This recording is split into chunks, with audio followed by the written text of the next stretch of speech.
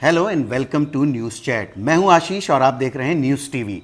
आज हमारे साथ एक ऐसी शख्सियत जुड़ रही है जो कि मैनेजमेंट गुरु भी हैं, योगा गुरु भी हैं, आचार्य भी हैं और सीईओ भी हैं। आचार्य बालकृष्ण जी, बहुत बहुत धन्यवाद, आपने अपना टाइम दिया हमें।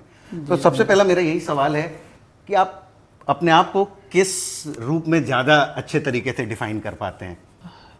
जिस तरह की गतिविधियां हैं, जिन विविधताओं में हमको काम करना पड़ता है, यदि मैं अपनी जो पहचान है, जिसके लिए हमने कार्य शुरू किया था, हमारा एक ही लक्ष्य था कि योग आयुर्वेद की परंपरा को आश्रय बना करके उससे देश के लोगों को, दुनिया के लोगों को कैसे हम लोग लाभ पहुंचा सकें। तो यही हमारा प्रयास है।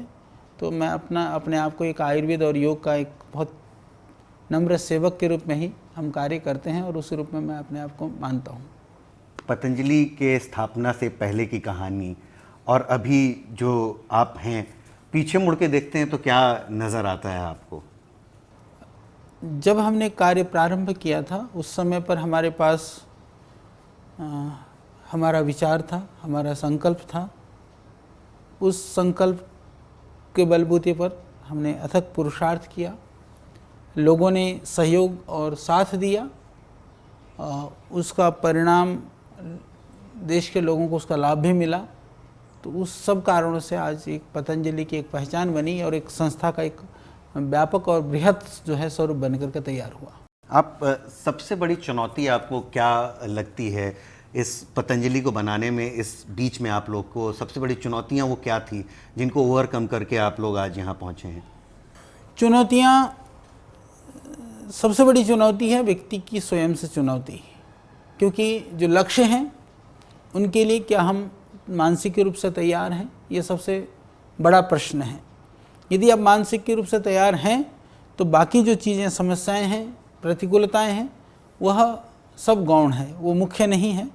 तो उसी तरह से हमने अपने आप को पूरी दृढ़ता के साथ में, पूरे मनोयोग के साथ में, आत्मबल के साथ में उस कार्य में हमने अपने आप को नियोजित किया। उसका परिणाम ये रहा कि बाकी जो परिस्थितियाँ, प्रतिकूलताएं भी रहीं तो उस हमको ज़्यादा परेशान नहीं कर पाई हैं या हमारे लक्ष्य से हमको विमुख नहीं कर पाई। कार्य जहाँ प्रारंभ करेंगे प्रतिकूलताएं तो आएंगी ही आएंगी, और बिना प्रतिकूलता वाला ऐसा कोई कार्य शायद दुनिया में तो नहीं है। न करना सुगम है, करोगे तो समस्याएं भी आएंगी, गलती भी करोगे, पर करने की प्रवृत्ति होगी तो प्राप्ति भी करने से ही होगी, न करने से तो कुछ नहीं मिलेगा। पतंजलि अभी जिस जगह पे है, आप मतलब ओवरऑल अगर हम बात करें तो कितने लोगों तक रोजगार के जो अवसर हैं वो प्रोवाइड करा रहा है? या अदर देन जो हमेशा बिजनेस की बात होती है पतंजलि के, इसके अलावा और पतंजलि को आप किस रूप में लोगों तक पहुंचाना चाहेंगे? अभी पतंजलि योगपीठ संस्थान के पास, जो पतंजलि परिवार के पास लगभग 25,000 से ज़्यादा लोग अभी सीधे तौर पर कार्यों से जुड़े हुए हैं, जिनको हम अपने कर्मयोगी भाई बहन हम मानते हैं। और इनडायरेक्ट देखा जाए तो अभी जो हमारा एक कैलकुलेशन है, जो हमारे फार्मर्स हैं, जो बाकी कामों से जुड़े हुए हैं, जो पार्ट टाइम या इनडायरेक्ट जो एम्प्लॉय हैं, उनको यदि हम जोड़ते हैं, इनडायरेक्ट जिनको बेनिफिट मिल रहा है या जिनको रोज़गार मिल रहा है, तो ऐसे लोगों की संख्या 10 लाख से ज़्यादा लोगों को अभी पतंजलि के माध्यम से कहीं ना कहीं रोज़गार के साधन या जीवन निर्वहन के साधन उससे प्राप्त हो रहे हैं। तो अभी एक रिसेंटली बाबा रामदेव ने बोला था कि 15-16 में जो टर्नओवर है वो 5,000 करोड़ का था, इसका लक्ष्य है 50,000 करोड़ तक ले जाने का। तो फ्यूचर प्लान क्या है आप लोगों का? उसके लिए पूरी तैयारी कर रहे हैं। सबसे बड़ी बात होती है कि जिस चीज़ को आप लोगों तक पहुंचाना चाहते हैं उसके लिए आपके पास आपका पीछे से जो सपोर्ट है, बैक सपोर्ट क्या है। तो उसके लिए हम लोगों ने काफ़ी रिसर्च वर्क को हम लोगों ने बहुत स्ट्रॉन्ग बनाया हुआ है प्रोडक्ट डेवलपमेंट के लिए। और प्रोडक्शन के लिए हम लोगों ने अभी कई सारी नई यूनिटें लगाई हैं। नागपुर में अभी हम बड़ा काम कर रहे हैं, नोएडा में हमको बड़ा काम करना है, इंदौर में बड़ा काम करना है, तेजपुर आसाम के अंदर बहुत बड़ी यूनिट अभी हम लगा चुके हैं, हरिद्वार के अंदर भी हम एक्सपांड कर रहे हैं। तो सब जगह मिला करके हमारे पास प्रोडक्शन की इतनी कैपेसिटी हो, क्वालिटी कंट्रोल या R&D हमारा सेटअप बहुत स्ट्रॉन्ग हो, तो इसके बाद में सेल्स और जो मार्केटिंग की टीम भी बहुत स्ट्रॉन्ग हो, तो हम अपने लक्ष्य को हासिल कर सकते हैं। तो उसके लिए एक एक जो बिंदु है, उसके एक एक जो चीज़ें हैं, उसको हम ठीक ढंग से, योजनाबद्ध ढंग से अभी कर रहे हैं। अभी कुल 30 तरह के खाद्य पदार्थ हैं और लगभग कॉस्मेटिक 13 तरह के आइटम हैं लगभग। तो इसमें आपको क्या लगता है कि दाम एक फैक्टर हो सकता है? इसके अलावा वो क्या यूएसपी है पतंजलि के प्रोडक्ट्स की कि लोगों तक वो सबसे ज़्यादा पहुंच रहा है या लोग उसको बहुत पसंद कर रहे हैं?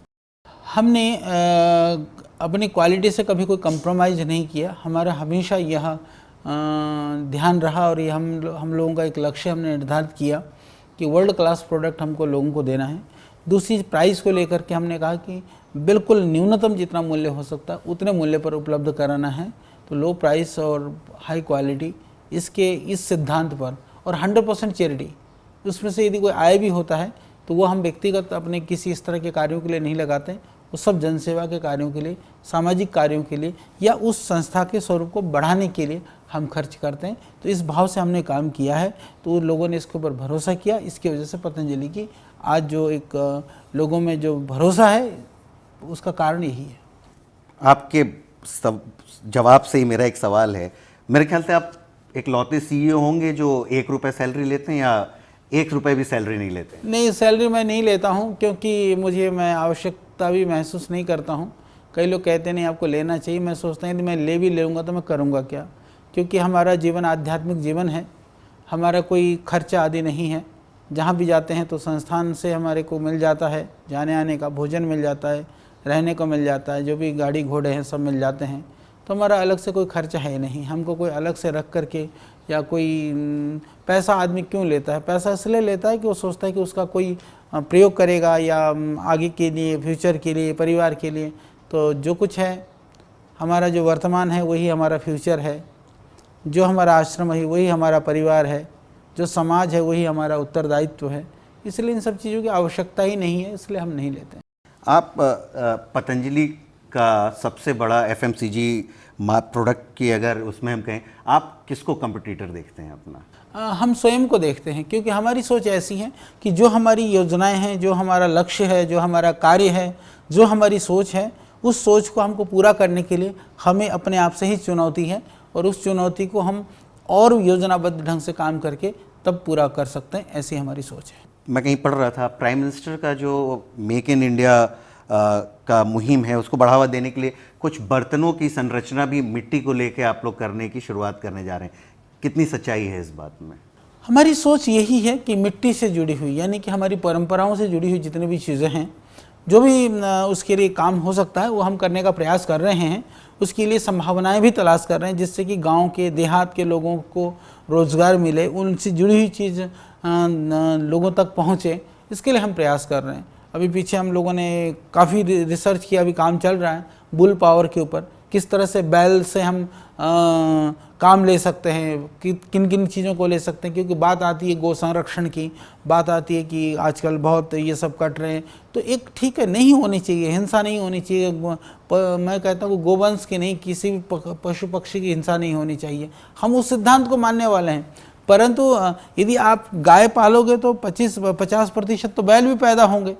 बैलों का भी कोई काम नहीं है, किसान उनको अतिरिक्त बैलों को रखने के लिए सक्षम नहीं है। तो ये न कहना प्रकार है ना, वो जा करके कहीं ना कहीं कत्ल खाने में वो बेचारी गौवंश पहुंच जाते हैं, उनकी दुर्दशा होती है, फिर हमको पीड़ा होती है, फिर हम आंदोलन होते हैं, हम उद्वेलित होते हैं। तो मैं समझता हूँ कि पीड़ा का समाधान आंदोलन नहीं है, पीड़ा का समाधान ये है कि आंदोलित और उत्तेजना के साथ में हम कुछ ऐसा क्रियान्वयन करें, एक ऐसा कार्य में परिणित करें। तो उसके लिए हम लोग प्रयासरत हैं। और उसके लिए मैंने जैसे बताया कि बुल पावर की बैलों से कैसे बिजली बनाई जा सकती है, या जैसे हमारे कोल्हू पहले होते थे जहाँ पर तेल निकाला जाता था, आज ख़त्म हो चुके हैं, उसके ऊपर हम रिसर्च कर रहे हैं। तीसरी चीज़ जो कभी हुई नहीं कि जैसे कैसे बैलों से हम चक्की आदि का आटा निकाल सकते हैं। तो इन सब चीज़ के ऊपर भी हम काम कर रहे हैं, और आने वाले समय में उसका बड़ा परिणाम और उसका जो है लाभ पूरे देश को मिलने वाला है। और गोवंश के संरक्षण के क्षेत्र में भी एक बहुत बड़ा यह कार्य होगा। तो अभी जो बैलों से बिजली पैदा करने की आपने बात की, इसका कहीं टेस्ट या इसके हाँ, इससे रिलेटेड हम लोगों ने ट्रायल किया है, हमारा लगा हुआ है गौशाला में, वो मशीन लगी हुई है। 2-3 मशीनों के ऊपर अभी मैं काम कर रहा हूँ, अभी ट्रायल लेवल पर है। और मेरे को भरोसा है कि कोल्हू भी आजकल क्योंकि ख़त्म हो चुके थे तो कोल्हू भी मैंने मंगवा लिया है, वो भी लग रहा है, अभी गौशाला में लगा रहा हूँ। चक्की का मेरा ट्रायल हो चुका है, 1 घंटे के अंदर हम 40 से 50 किलो गेहूँ जो है वो पीस पाएंगे एक बैल से, वो उसके ऊपर हमारा काम चल रहा। तो ये हम करीबन मेरा लक्ष्य है कि हम 2-3 महीनों के अंदर अंदर कॉमर्शियल लेवल पर कुछ मॉडल हम दिखा पाएंगे, जिससे हम ट्रेनिंग भी देंगे, चक्कियाँ भी बनाएंगे, सरकार से भी हम सहयोग करेंगे आजकल, क्योंकि स्किल डेवलपमेंट का जो प्रोग्राम है उसके तहत भी हम जोड़ने का प्रयास करेंगे। तो आचार्य जी, प्राइम मिनिस्टर डिजिटल इंडिया की बात करते हैं, आप अगर दोबारा बैलों के माध्यम से या इसके माध्यम से अगर आप ले आते हैं तो आप कितना देखते हैं फिजिबिलिटी है दोनों विजन को एक साथ ले जाने की? 2 चीज़ें हैं जो अभी मैंने देखा। जैसे कोल्हू तेल की मैं बात करूं, हम लोग भी कच्चे घानी का तेल बेचते हैं, वो प्योर है और उसके अंदर हम खरल से सब बना करके, जैसे जो घानी का तेल होता है वो प्रक्रिया बैलों वाली प्रक्रिया टाइप होती है, परंतु जब अब हम उसको तेल को पेल करके जब निकालते हैं तो उसके अंदर जो जोर है वो ज़्यादा जोर पड़ता है और हम प्रयास करते हैं कि 100% तेल को निकाला जाए। परंतु जब हम बैलों को उसमें जाते हैं कोल्हू में, तो मैंने देखा कि तेल का काफ़ी 8-10% तेल रह जाता है। तो हम क्या करते हैं कि तेल में से तो खल में से पूरा तेल निकालते हैं, वो लोगों को पिलाते हैं। जब बैलों को और गायों को जब तेल पिलाना होता है तो अलग से हम पिलाते हैं। इसकी जगह पर जो तेल का जो खल के साथ रह जाता है, अंश जो बाकी रह जाता है, यदि पशुओं को खिलाया जाए तो अलग से तेल पिलाने की जरूरत नहीं है। आदमी को सार रूप में ऊपर का तेल मिल जाता है, उसका जो क्वालिटी है वो बहुत ही विशुद्ध तेल है, वो एक तरह से मैं कहूँ कि औषधि है। तो इस तरह से अब डिजिटल ये थोड़ी ना कहता है कि आप पदार्थों की गुणवत्ता को यदि आप कहीं से पा सकते हैं, क्योंकि मैं ये चाहता हूँ कि इन परंपराओं में जाकर के हम गुणवत्ता को तलाश करें। वहाँ जाकर के सिर्फ इसलिए नहीं कि क्योंकि ठीक हमारे लोग करते थे, नहीं, हमारे पूर्वज करते थे, हमारे यहाँ परंपराएं थी। एक दूसरा कारण ये था कि चलो आप कहेंगे उस समय पर साधन नहीं थे, साधन ना होना एक पक्ष है, परंतु दूसरा उससे बड़ा पक्ष है कि वो हाइजीन है, उस लेवल पर बहुत बढ़िया है, या आप कहेंगे कि उसका जो उसके अंदर जो उसकी जो क्वालिटी है या जो कंपाउंड है, एक्टिव कंपाउंड्स हैं, इंग्रेडिएंट्स हैं, ये उसमें लॉसेज नहीं होते हैं, उनके अंदर वोलेटाइल्स कंपाउंड्स बहुत मिलते हैं, तो इतना वो लाभकारी है कि हम नॉर्मल चीज़ों से उसकी तुलना कर ही नहीं सकते हैं। तो यदि हम उसको प्रोत्साहित कर पाए, चक्की है, पहले आटे चक्की में पीसते थे, लो टेम्परेचर पे पीसा जाता था, मोटा पीसा जाता था, वो बहुत लाभकारी था। वही गेहूँ रोलर मिल में जब जा करके उसको पीसा नहीं जाता है, वो दबा करके उसको जैसे कहते हैं ना कत्ल किया जाता है गेहूँ का, तब जा करके तैयार होता है। तो उसकी जगह पर हम लोगों ने चक्की का आटा हमने शुरू किया, पर चक्की का आटे की जो स्पीड होती है थोड़ी ज़्यादा होती है, तो वहाँ भी थोड़े लॉस तो होते हैं, परंतु रोलर मिल से कम लॉस होते हैं। पर यदि हम उसको सेम चक्की पे लेकर के आते हैं तो मैं समझता हूँ कि वह आटा भी, वो सिर्फ आटा नहीं होगा, वो औषधीय गुणों से युक्त एक औषधि हो जाएगी। तो यह हमारी सोच है कि उसको साइंस के साथ में, हमको मॉडर्न साइंस के आधार पर अकॉर्डिंगली हम लोग रिसर्च करते हैं। हमारे पास बहुत एडवांस रिसर्च लैब वगैरह हैं, हम उस लेवल का काम करते हैं। पर जो ट्रेडिशनल चीज़ें हैं उनको हम रिसर्च करने के बाद में, अनुसंधान करने के बाद में, वह आज क्यों महत्वपूर्ण है, क्यों जाना चाहिए, तो ही हम उधर प्रवृत्त होंगे। 2 सवाल और हैं। एक एफडीआई को लेकर है, आपकी क्या सोच है उसके बारे में? दूसरा, अभी जीएसटी पास हुआ है जिसमें 12% आयुर्वेदिक प्रोडक्ट के ऊपर भी जीएसटी लगाया गया। आपको नहीं लगता है कि आयुर्वेदा को बढ़ावा देने के लिए प्राइम मिनिस्टर को इस पे और छूट देनी चाहिए थी आयुर्वेदिक प्रोडक्ट के ऊपर? इसमें दोनों बातें हैं कि 12% जो जीएसटी यदि कम होता तो अच्छा होता। उससे भी बड़ी समस्या एक है, हमने सरकार तक वो बात पहुंचा दी है, वो ये है कि अभी जो क्लासिफिकेशन वाला, जो उनके जो अलग अलग जैसे हमारे पहले जो एक्साइज के अंदर में उनकी अलग अलग नंबरिंग थी, उनके जो अलग अलग विभाजन बने हुए थे, कोड नंबर प्रोडक्ट के। तो उसके अंदर क्या कि जो आयुर्वेद का जो क्लासिफिकेशन वो बहुत स्पष्ट नहीं है, अभी लोगों को बहुत कम ध्यान है, और वो बहुत बड़ा इशू है, क्योंकि बहुत सारे सुप्रीम कोर्ट के जो ऑर्डर्स भी ऐसे हैं कि कुछ जगह पर जो है उन्होंने पॉजिटिव दिया है जजमेंट, जो इंडस्ट्री के अनुकूल दिया है, कई जगह पर उन्होंने उनके विरुद्ध दिया है। तो दोनों तरह के जो जजमेंट हैं, तो मैंने ये सूचना पहुंचाई थी कि हमने कहा पहले इसको स्पष्ट करिए कि आयुर्वेद के अंदर हम किस किस को रखना चाहते हैं, आयुर्वेद से बाहर किसको रखना चाहते हैं, क्योंकि आयुर्वेद कह देने से आयुर्वेद नहीं होता है, और आयुर्वेद की जो परिभाषाएँ बनाई गई हैं उसके अंदर भी सारा आयुर्वेद फिट नहीं होता है, ये होना ज़्यादा ज़रूरी है। उसके बाद में यदि वो उसको कम रेट पर लाते हैं तो निश्चित रूप से उसका ज़्यादा लाभ जाता, ज़्यादा मैसेज जाता, कोई बात नहीं। जहाँ पर भी है पहले एक स्पष्टता हो जाए, यह हमारी सोच है कि उससे पारदर्शिता आ जाएगी, काम करने में सुविधा होगी और रॉ मटेरियल आदि की उपलब्धता के ऊपर सरकार काम करती है तो फिर 12% स्लैब जो है किसी को कोई परेशानी का कारण या किसी के लिए दुख नहीं देगा वो। तो और दूसरी बात रही कि एफडीआई के विषय में हमारा स्पष्ट मत है कि हमको देश की समृद्धि के लिए देश के संसाधनों से ही हमको काम करना चाहिए, क्योंकि एफडीआई आएगा या एमएनसीज बाहर से कंपनी आएंगी तो वो जो अर्थ है वो बाहर चला जाएगा। भारत में बनने तो लगेगा पर वो भारत के लिए नहीं होगा, वो बाहर के लिए होगा। तो ठीक है, सरकार के लिए अपने ढंग से उनकी सोच है, उनका प्रयास है, पर जनता हम स्वतंत्र हैं, हमको ये प्रयास करना चाहिए देश के लोग अपने आप जागरूक हो जाएं तो फिर एफडीआई की जरूरत भी नहीं पड़ेगी।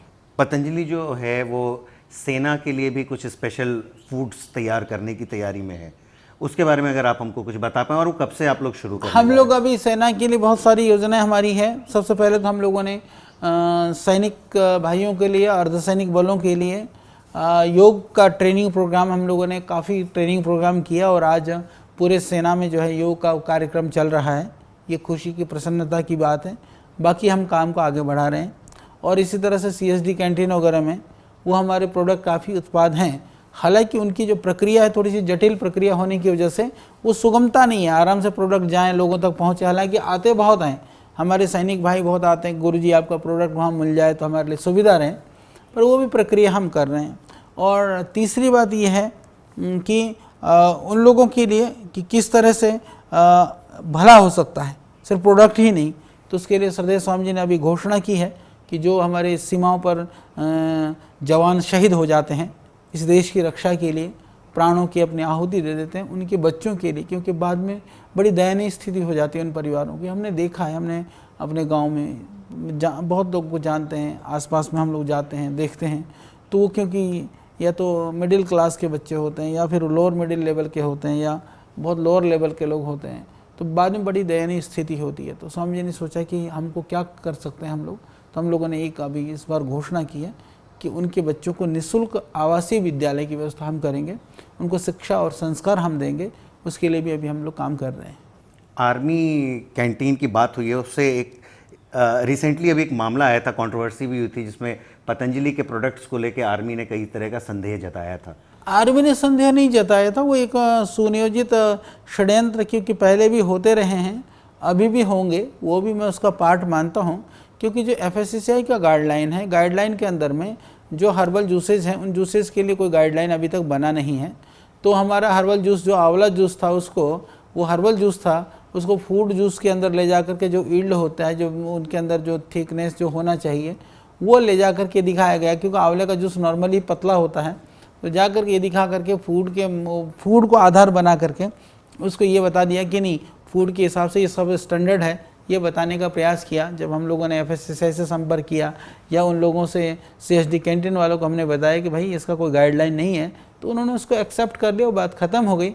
पर थोड़े दिन सिगुफा फैलाना और लोगों के मन में शक पैदा करने का, वो मुराद उन लोगों ने अपनी पूरी कर ली।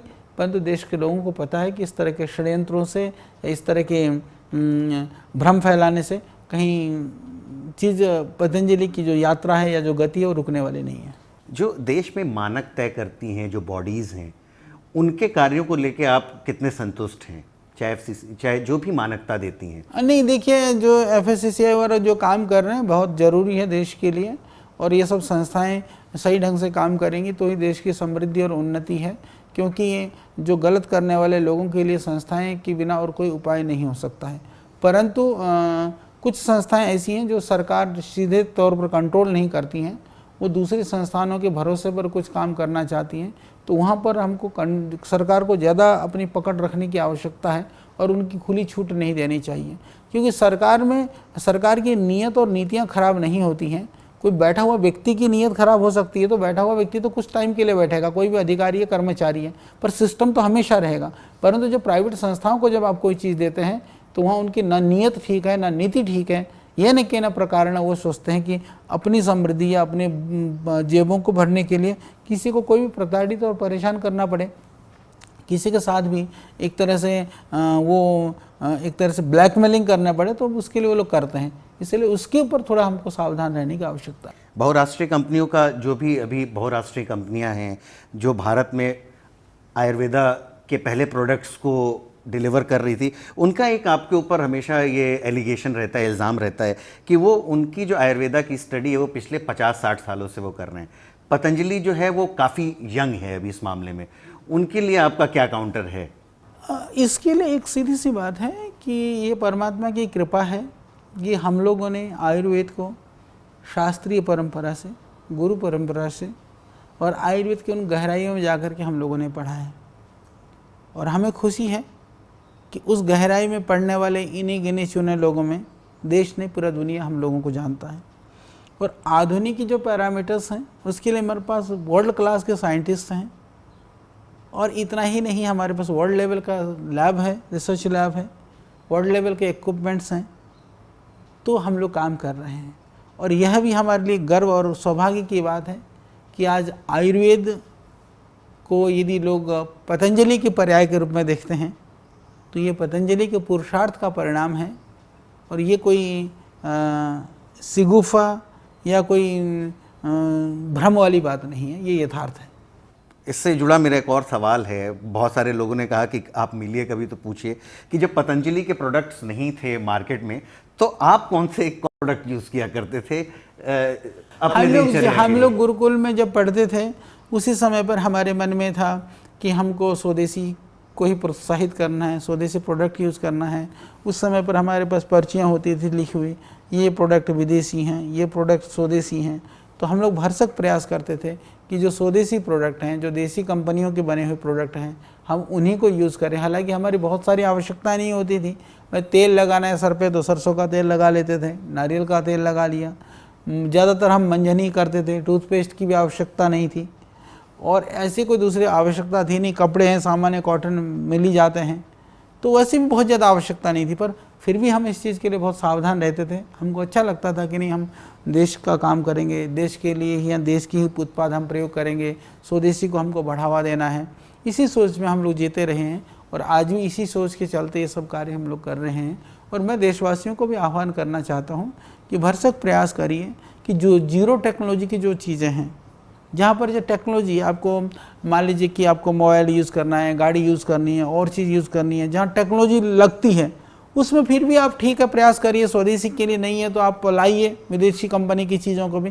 पर पानी के लिए आपको क्या विदेशी कंपनी चाहिए? आपको चॉकलेट टॉफ़ी के लिए क्या विदेशी कंपनी चाहिए? आपको साबुन शैम्पू के लिए क्या विदेशी कंपनी चाहिए? इस तरह के प्रोडक्ट के लिए कतई भी हम विदेशी कंपनियों पर निर्भर न रहें, ये हमारी सोच है। भरसक प्रयास करें कि ये सब देश के लिए, वहाँ उन देश की जनता के लिए लागू है, पूरे विश्व के लिए यह लागू है। प्रयास करिए, देश को आगे बढ़ाना है तो देश की बनी हुई, देश की कंपनियों के द्वारा बनी हुई चीज़ों को हमको प्रोत्साहित करना चाहिए और उसका प्रयोग करना चाहिए। अभी मेरे एक दो सवाल और हैं आपसे। अभी जो हम प्रोडक्ट्स देखते हैं पतंजलि के और जो उनके एड्स आते हैं टेलीविज़न पे, उसमें ज़्यादातर जो फेस है वो बाबा रामदेव का है। आपको क्या लगता है कि वो क्योंकि एक फेस वैल्यू बाबा रामदेव की ऐसी है कि वो उनकी फेस वैल्यू पे बहुत सारे प्रोडक्ट की सेलिंग होती है, वो टाइम आपको लगता है जल्दी आएगा जब प्रोडक्ट अपने आप में वो अपने आप की रिकग्निशन पा लेगा, या आपको लगता है वो टाइम आ चुका है? अभी भी समय आ चुका है। पतंजलि का मतलब भरोसा। स्वामी जी इसलिए आगे थे कि पतंजलि के पीछे भाई हम लोग हैं। आपको आज विदेशी कंपनियां चाहे कितनी भी बड़ी कंपनी बनाती हो, किसी को नहीं पता कि उनके मालिक कौन है, वो पैसा बना करके कहाँ ले जाती हैं, उनकी कंपनी की पॉलिसीज़ क्या हैं, वो कैसे काम करते हैं। पतंजलि सब कुछ ट्रांसपेरेंट है, सब कुछ पारदर्शितापूर्ण है, कोई कुछ भी जान सकता है हम कहाँ से काम करते हैं, कैसे काम करते हैं, कैसे प्रोडक्ट बनते हैं और पीछे कौन है, कौन संभालता है, उसमें से यदि आय वगैरह होता तो किस कार्य के लिए लगता है। तो इससे बड़ी बात और क्या हो सकती है देश की जनता के लिए। इसलिए छोटी छोटी बात सीधा हमको लोग शिकायत करते हैं, प्रशंसा करते हैं, तो हम सामने हैं ना कि आपकी बिस्किट बहुत बढ़िया है जी, अच्छा वो नमकीन वाला ना उसमें ना थोड़ा नमक ज़्यादा है, यानी कि तुमको नमक ज़्यादा है या मीठा कम है ये तक भी लोग हमको, जैसे घर का आदमी जब घर में सब्जी बनती है तो कहते हैं आज मिर्च थोड़ी ज़्यादा पड़ गई थी, आज नमक ठीक नहीं था, तो उस लेवल पर देश की जनता हमसे संवाद कर सकती है। हम आज इस लेवल तक देश की जनता से जुड़े हुए हैं, तो इससे बेहतरीन और क्या हो सकता है। पतंजलि का पहला ग्लोबल स्टोर किस देश में खुलने जा रहा है? हम लोगों ने अभी विदेशों में हमारा जाता है, अभी हमारे प्रोडक्ट हम पहले से, हमारे चिकित्सालय वगैरह हमारे यूके में भी हैं, यूएसए में भी हैं, कनाडा में भी हैं, दुबई में भी हैं, नेपाल में हमने पूरी फैक्ट्री लगा दी है, नेपाल में भी हमारा फैक्ट्री में वहाँ पर मैन्युफैक्चरिंग भी हो रहा है। तो बड़े लेवल पर हम लोग अभी ठीक लेवल पर काम चल रहा है। पर जो बड़े लेवल पर योजना है, हम अभी ये चाहते हैं कि यहाँ पर नागपुर के अंदर SCZ के अंदर हम बहुत बड़ी यूनिट लगा रहे हैं, तो टोटली एक्सपोर्ट के लिए। तो हमारी यह सोच है कि जैसे अभी पहले था कि लोगों के दिमाग में एक मानसिकता थी कि भारत में बनी हुई प्रोडक्ट मतलब घटिया, अब कम से कम पतंजलि ने ये सिद्ध कर दिया कि भारत में बने हुए प्रोडक्ट मतलब अच्छे भी होते हैं। ये मानसिकता हमारे देश के लोगों में अभी पैदा हुई है। नहीं तो पहले सोचते थे कि जो हमारे देश की कंपनियां जो बनाती हैं वो MNCs के टक्कर में नहीं हो सकती हैं। अब हम ये भी बताना चाहते हैं कि विदेशों के अंदर जो जाता है, जो भारत की चीज़ें जाती हैं, चाहे वो FMCG के या दूसरे प्रोडक्ट भी जाते हैं, फूड प्रोडक्ट भी जाते हैं, उसको A ग्रेड का नहीं माना जाता, वो B ग्रेड या B क्लास का माना जाता है। तो हमारा ये लक्ष्य है कि भारत का बना हुआ प्रोडक्ट मतलब वो सबसे अद्भुत, और भारत का मतलब सबसे बेहतरीन क्वालिटी, इसके लिए हम लोग काम कर रहे हैं। तो अभी कोई वो देश चिन्हित किया गया है जहाँ पे पहला स्टोर आप लोग प्लान कर रहे हैं खोलने का? अभी किसी निश्चित देश का तो नहीं, जब खोलेंगे तो एक साथ कई देशों में खोलेंगे और बहुत जल्दी खोलेंगे। अभी हम देखते हैं कि पतंजलि के जो प्रोडक्ट हैं वो जो बड़े बड़े मॉल्स हैं या स्टोर्स हैं उनके अंदर हमको खरीदने को मिलते हैं। क्या कोई ऐसी योजना भी है जहां सिर्फ एक्सक्लूसिव पतंजलि के बड़े स्टोर्स खुलेंगे जिनमें सिर्फ पतंजलि के सामान? हमारी योजना ही नहीं है, अभी तो हम काम कर रहे हैं। फिलहाल पतंजलि के 200 के लगभग मेगा स्टोर्स खुल चुके हैं पूरे देश के अंदर, बड़े शहरों के अंदर 200 से ज़्यादा हमारे मेगा स्टोर्स हैं। अभी हम और भी शहरों में खोलेंगे। इसका अतिरिक्त हमारे चिकित्सालय हैं, हमारे आरोग्य केंद्र हैं, सब मिला करके आज के दिन में लगभग हमारे 10,000 एक्सक्लूसिव स्टोर्स छोटे बड़े मिला करके हमारे चल रहे हैं आज के दिन में। मेट्रोपॉलिटन सिटी को अगर छोड़ें और जो देश के छोटे शहर हैं वहां तक पतंजलि के पहुंचने का क्या रोड मैप है या क्या प्लान है? अभी हम लोग प्लानिंग कर रहे हैं। उसके लिए हम लोगों ने जो पूरी टीम है, सेल्स की या मार्केटिंग की जो टीम होती है, वो हम लोगों ने पूरी बना ली है। गांव-गांव तक के लिए भी हमारा नेटवर्क हम लोग बना रहे हैं, काम कर रहे हैं। बहुत जल्दी हम लोग हर गांव में, हर कस्बे में हम लोग पहुंच जाएंगे। 2 आखिरी सवाल है मेरे। एक तो बाबा रामदेव और आचार्य बालकृष्ण, इन दोनों लोग की डेफिनेशन आपके हिसाब से क्या है? इन दोनों लोग को आप कैसे? स्वामी जी विजनरी हैं, मैं मिशनरी हूँ, तो एक मिशनरी की तरह से काम करता हूँ। और स्वामी जी का एक स्वप्न दृष्टा स्वामी जी हैं। स्वप्न देखने का कार्य और उसको क्रियान्वयन करने के लिए भी स्वामी जी लगते हैं। उस स्वप्न को क्रियान्वयन करने के लिए मैं प्रयास करता हूँ। आचार्य बालकृष्ण का सपना क्या है? जिस कार्य को हम कर रहे हैं और बेहतरीन ढंग से कर सकें, और योग आयुर्वेद की पुनर्स्थापना हो देश के अंदर, और जो प्राचीन वैभव है देश का पुनः लौट करके आए, और हम यह देश पुनः विश्व गुरु के पद पर प्रतिष्ठापित हो। यही स्वप्न है, यही लक्ष्य है। एक आखिरी सवाल एक और जहन में आ गया जाते जाते। योगा जिस तरीके से योग से ही शुरू हुआ ये सारा, अभी योग ने जिस तरीके से अपना वर्चस्व पूरे दुनिया, पूरे विश्व में बना लिया है, उसके फ्यूचर को लेके आप लोग, उसके फ्यूचर को किस तरह से आप लोग देख रहे हैं और उसको और बड़ा करने की क्या योजना है पतंजलि की तरफ से? विश्व के लिए शुभ है कि योग अभी सब तरह के मत पंथ संप्रदाय से बाहर निकल करके विश्व पटल पर, विश्व मानस पर पहुंच चुका है। इसमें घर घर तक योग को पहुंचाने में जहां श्रद्धेय स्वामी जी का योगदान रहा, वहां वैश्विक रूप में, राजनीतिक रूप में मान्यता दिलाने में हमारे माननीय राष्ट्र ऋषि, हमारे प्रधानमंत्री जी का योगदान रहा, क्योंकि वास्तव में वो राष्ट्र के ऋषि हैं। तो उनका बड़ा योगदान रहा, उनका एक पुरुषार्थ रहा, उनकी एक सोच रही कि जो आज एक स्वरूप बना है। और योग को लेकर के, क्योंकि अब विविध तरह की संस्थानें, विश्वविद्यालय, महाविद्यालय खुल रहे हैं, योग को लेकर के लोगों की रुचि जगी है, तो एक स्वीकार्यता बढ़ी है। हम लोग भी एक हमारा विश्वविद्यालय है, योग में हम लोग ग्रेजुएशन और पोस्ट ग्रेजुएशन और PhD वगैरह सब हम करवाते हैं। योग रिसर्च के ऊपर आज पतंजलि विश्व स्तरीय संस्था है।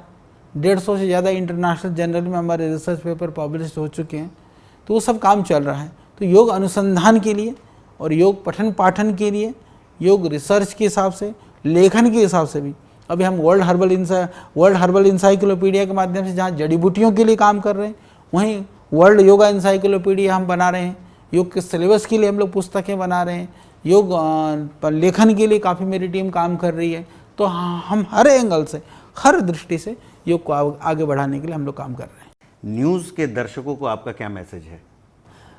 बहुत प्रसन्नता की बात है, आप आए और न्यूज़ चैनल के विषय में आपने बताया। मेरी शुभकामनाएं हैं कि आप जो आपका शुद्ध रूप से, क्योंकि चैनल का नाम भी आपने न्यूज़ रखा है, तो न्यूज़ को पहुंचाएं और लोग उसका आनंद लें। क्योंकि कोई भी चीज़ है, आज भीड़ में जाकर के किसी चीज़ को तलाश करने के लिए एनर्जी लगानी पड़ती है। तो बिना एनर्जी लगाए आप लोगों को चीज़ मिले इस न्यूज़ चैनल के माध्यम से, और आप जिससे आपको पूरी चीज़ें मिलती हैं उसको प्रोत्साहित करने के लिए भी आप लोग उस चैनल से जुड़े रहें। मेरी शुभकामनाएं। बहुत बहुत धन्यवाद आपका, आपने अपना टाइम दिया। तो ये थे आचार्य बालकृष्ण, जिनसे थी ये खास मुलाकात। आपको ये इंटरव्यू कैसा लगा, अपने वीडियो के नीचे दिए कमेंट बॉक्स में लिखना ना भूलें। हमें दीजिए इजाज़त, नमस्कार।